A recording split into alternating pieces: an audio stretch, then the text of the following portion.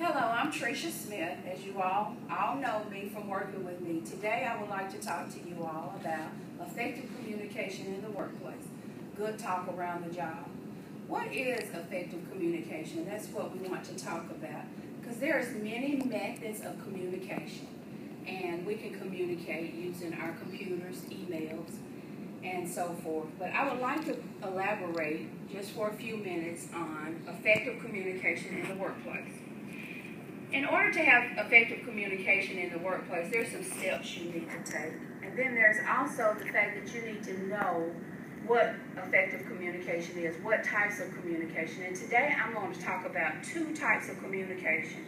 And then how can we use this communication? I want you just for a minute to imagine that you are in a big hurry today and you're ready to get out of here. You're ready to leave the job, and you get a phone call from a customer who's in South Carolina, and she says over the phone, I want this job and I need it done by this time. And you say, you're thinking to yourself, I know who this lady is. She's always calling at the last minute wanting this $500 booklet print job, and wants it to be shipped to these 3 different locations. We got her file on. We've got her file. We've got it on hand. We know what she wants. The lady is continuing to try to give her order while you're thinking this in your head. I wanted to go home early today to start my weekend. It's Friday. I don't feel like being bothered with her. So the lady's giving you her order. So you're thinking these thoughts to yourself, and then you think, okay, then you say to the customer, okay, lady, I've got it, I've got your order. And you say, have a good day now. And you hang up the phone because I'm going to be here all night working on your job. So you rush over to the machine, you start printing her 500 booklets. You get those booklets printed, and then you ship them to 3 different locations, and you're feeling pretty good about yourself because you got this big job out. Then only to have your boss call you in the office. Come here, Sally, I need to talk to you. And your boss calls you in the office, and you're thinking, well, I've been doing a good job around here. I've been getting all this work out, so he must have a bonus for me. And your boss says, I need to talk to you about the South Carolina job. And then you think to yourself, oh yeah, I know all about that job. She needed 500 booklets printed. She wanted them to go to 300 locations, and it was on a Friday, might I add. And I was ready to go home that day. I was in a big hurry. I was trying to hurry up and get her job out of here, and I got it all done, and I left here on time. And I am so proud of myself. Did she call to say that I did a good job? You asked your boss that. And your boss said she called to say some things, but it wasn't about doing a good job. What she called to say was, she only ordered 5 booklets to go to 3 different locations. She asked us to use her small file that was on record, and you pulled her large file. So what this has done is cost the company a whole bunch of money because we made this mistake. Why? How did this mistake happen? It happened simply because of bad or poor or ineffective communication. So if we look at sending out 500 booklets versus 5 booklets, we can see how that would cost the company a whole lot of money, and that would negatively impact the company. So the reason why I want to talk about effective communication is because it does have an impact on how the company performs. Because if we send out 10 jobs wrong at that magnitude, we could cost the company a whole lot of money. So, the first thing I want to talk about is the steps we need to take to effective communication. Some of the steps that we can take, and I read this in an article from Ensign Articles, and the article was entitled Communication at Work, 6 Steps to Effective Communication. And these are 3 steps that I listed to talk to you about today, that when we're communicating, that we need to set an agenda for our communication.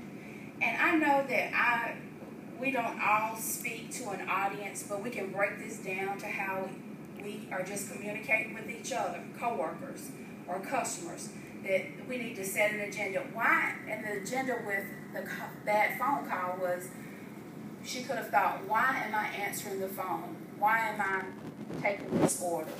What's going on here? So first of all, when we communicate, we've got to set an agenda. And then we've got to ask questions.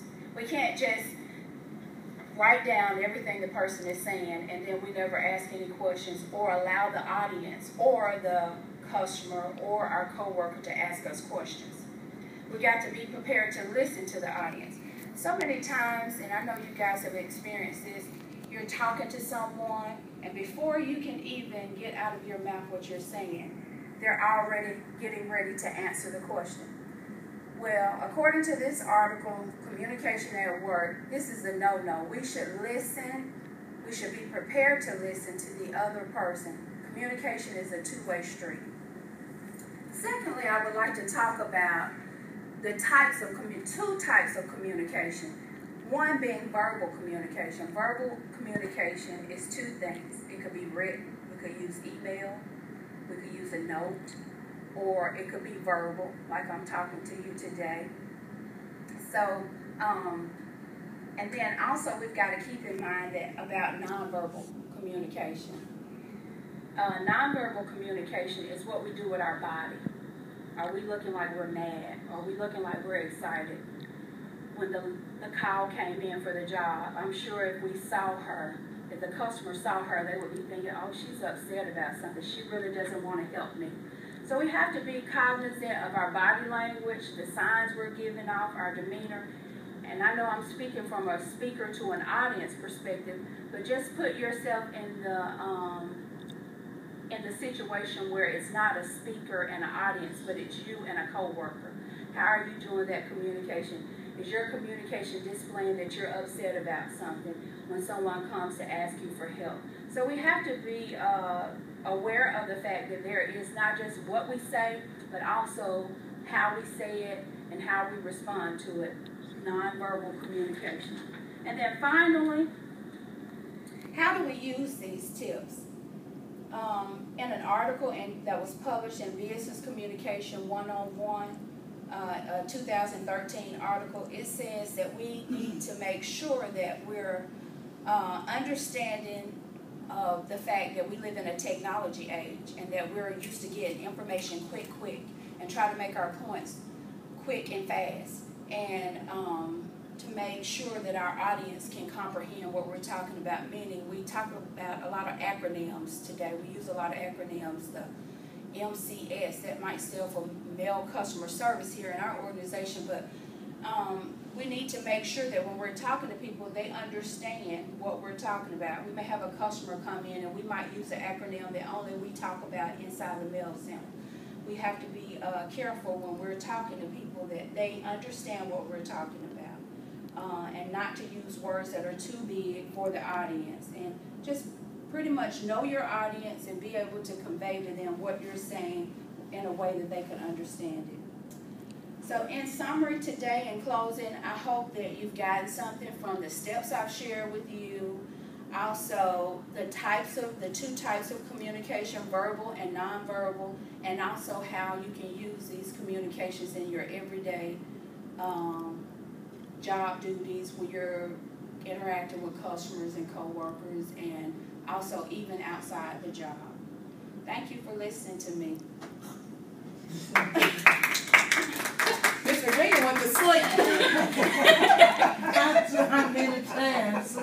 I got my eyes closed. Did y'all learn anything, y'all? Yeah, That was very good. It was good. How many minutes did I go? 8 minutes. 8, okay, because I can't go over 10. Okay. Yeah. Miss Virginia didn't learn nothing. She was asleep. And when I looked up at her, it made me almost lose my train of thought. I said, oh, I'm boring her. But really,